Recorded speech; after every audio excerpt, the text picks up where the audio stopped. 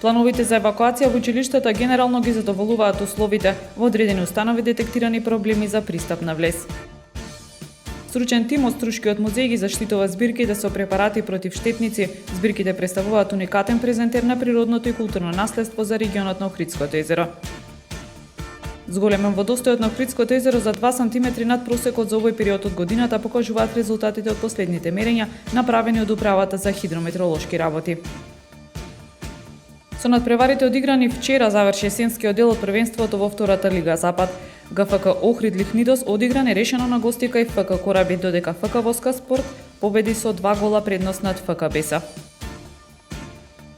Времето утре умерено до значително облачно и студено со температура во интервал од -3 до 4 степени.